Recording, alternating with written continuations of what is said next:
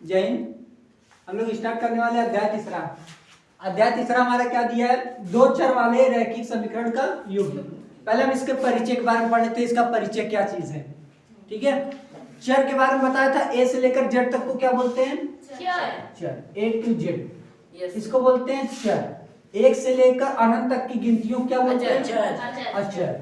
ये आपका चर है। तो इसमें क्या कह रहा है? दो चर वाले, कितने? दो चर वाले रैखिक समीकरण का युग्म।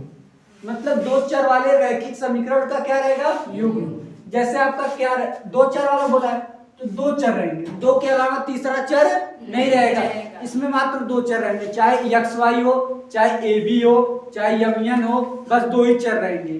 क्लियर है? इसमें तीसरे चर की जरूरत नहीं। अब इसमें समीकरण बन के रहेगा। ठीक है, जैसे आपका दिया है 2x + 3y बराबर 0। क्या दिया है? ये आपका क्या हो गया? समीकरण। क्या हो गया बाबू? समीकरण। ये दो चर वाले समीकरण बन गए। देखिए, इसमें एक चर दो चर, बस दो ही चर रहेंगे। इसमें तीसरी की संख्या नहीं रहनी चाहिए। अगर तीसरी रहेगी तो ये दो चर वाले नहीं कहलाएंगे। ठीक है, और ये क्या दिया? रैखिक समीकरण। रैखिक समीकरण दिया है आपका, द्विघात समीकरण नहीं दिया है, न त्रिघात। ये आपका रैखिक समीकरण, यानी घातें क्या रहनी चाहिए? एक। घातें क्या रहनी चाहिए? एक। तभी जाकर क्या कहलाएगा? दो चर वाले। तो दो चर हो गए रैखिक। तो रैखिक में क्या होनी चाहिए? घात एक होनी चाहिए। तो घात एक है। समीकरण। ये आपका बन गया समीकरण। युग्म। समीकरण का क्या बन गया? युग्म। युग्म कैसे बनता है? युग्म मतलब होता है पेयर। क्या होता है? पेयर मतलब दो ठो रहना चाहिए। जोड़ा। हाँ, जोड़ा। ठीक है, इसमें आपका जैसे 2x दिया है, मान लो समीकरण नंबर 1। आपका यहाँ पर दे दिया 4x + 5y बराबर 0 लिख लो। समीकरण नंबर 2। ये आपका हो गया युग्म। क्या हो गया? युग्म। इसको बोलेंगे युग्म। समझ में आया आपको? आपका चैप्टर तीसरा समझ में आ गया। देखिए, अध्याय तीसरा में पहले जो रहता है हमारा, कि अध्याय तीसरा में हमारा जो पाठ का नाम रहता है, पहले उसके बारे में समझ लेते हैं क्या चीजें रहती हैं। ठीक है, क्योंकि इसी से पूरा क्या होगा? ज्वाइंट होगा। पूरा चैप्टर इसी से होगा। तो दो चर वाले, तो दो चर हमने लिख दिए। रैखिक समीकरण होना चाहिए। समीकरण कैसा? रैखिक, यानी घातें कितनी होनी चाहिए? एक। युग्म होना चाहिए। तो हमने युग्म बना दिया। किसी कोई डाउट है इसमें? ठीक है, मिटा दें। इतना समझ में आ गया? इसमें लिखने की जरूरत है नहीं।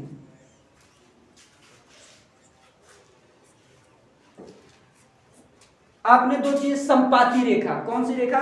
संपाती रेखा। पहली रेखा कौन सी है? प्रतिच्छेद रेखा।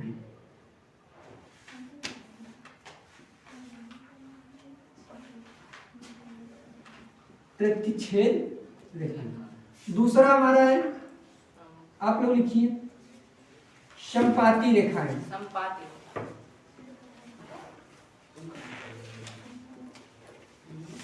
तीसरा हमारा रहेगा समांतर रेखा। समांतर सही लिखा जा रहा है? समांतर। सर आप वहाँ से आ हटाइए। यहाँ आ नहीं रहेगा ना, यहाँ नहीं रहेगा सर।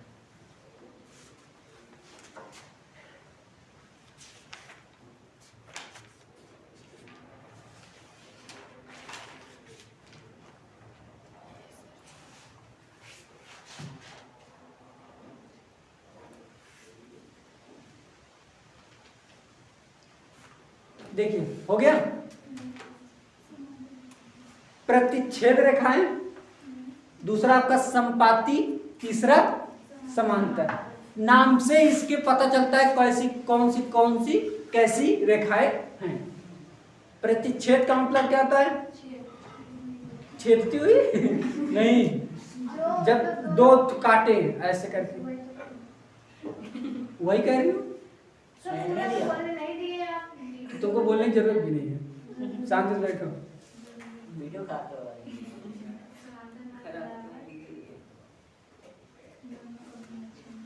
ठीक है, बताएं। देखिए प्रतिच्छेद रेखाएं, प्रतिच्छेद रेखाएं किसी न किसी बिंदु पर क्या करेंगी, काटेंगी। ठीक है, ऐसे ये कौन सी रेखा, ठीक है। एक जो ग्राफ बनेगा अभी तो ठीक है, अभी इसके बाद ग्राफ कैसे बनता बताएंगे। एक कौन सी रेखा हो गई, प्रतिच्छेद। जब भी दो बिंदुओं में दो आपका दो मैंने बताया कि दो चर वाले जब समीकरण का युग्म मैंने दिया था, एक समीकरण एक का और एक समीकरण दो की रेखा होगी, आपस में दोनों क्या करेगी, क्रॉस। जब एक क्रॉस इस तरीके से करेगी, कौन सी रेखा बोलोगे, प्रतिच्छेद। क्लियर है इतना। दो आपका दो ऐसे समीकरण दिया, मान लो ये दो समीकरण दिया, 2x + 4y बराबर 3, 5x + 6y बराबर 4। ये आपका मान लो समीकरण दिया है, ये समीकरण नंबर 1 होगा और ये समीकरण नंबर 2। ठीक है, 1 और 2 दिया आपका। जब आप इसको सॉल्व करोगे, सॉल्व करने के बाद आपकी एक रेखा इस तरीके से जाएगी।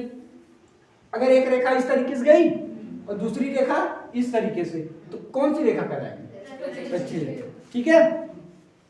समपाती क्या होता है, आपके इसके नाम से कुछ पता चल रहा है, समपाती, समपाती। जब नहीं पता हो तो बेवकूफों की तरह ना बोला जाता है। ठीक है, मतलब देखिए ये आपकी मान लो रेखा है, ये रेखा इस तरीके जाएगी, कहीं ना कहीं इसको इसे क्या करेगी, मिलेगी।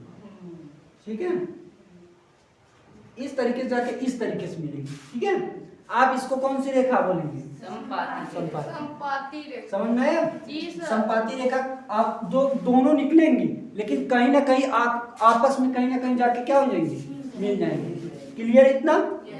तीसरा देखिए आपका क्या दिया है, वो जो रेखाएं मिलेंगी समीकरण 1 और समीकरण 2 को सॉल्व करने पे मिलेंगी। ठीक है, और ग्राफ पे भी लगाया था, ग्राफ वाला बताया था आप लोग को। इसको बोलते हैं y डैश, x डैश, और इसको बोलते हैं x। इसके बारे में अभी 3.1 में चर्चा करेंगे। समझ में आ गया, इस संपाती समझ में आ गया आपको। Yes sir. अब हम पढ़ेंगे समांतर। समांतर रेखा क्या होती है, हाँ बराबर रेखाएं क्या होती है, एक दूसरे के बराबर। और इसकी परिभाषा क्या होती है, प्रत्येक दो रेखाओं के प्रत्येक बिंदु आपस में समान दूरी हो। कितनी दूरी हो, समान दूरी, उनको बोलते हैं समांतर रेखा। देखिए अगर यहाँ पर इसके बीच में मान लो 2 मीटर का अंतर है, कितने मीटर का, 2 सेंटीमीटर ले लो, कितने सेंटीमीटर, अब यहाँ पर भी 2 सेंटीमीटर होना चाहिए आपका। ठीक है, ये नहीं कि 2.1 सेंटीमीटर हो जाए तो ये तुरंत क्या हो जाएगा, गलत, क्या हो जाएगी, संपाती। संपाती या अदर रेखा लाइन्स हो जाएंगी। ठीक है, कोई और लाइन हो जाएगी, लेकिन ये समांतर नहीं कर। इसके प्रत्येक बिंदु का अंतर क्या होना चाहिए, देखो समान, मतलब समान अंतर, उनके दोनों के समान अंतर होना चाहिए। ठीक है, इतना समझ में आ गया। जी सर। कोई किसी को डाउट है, नो सर।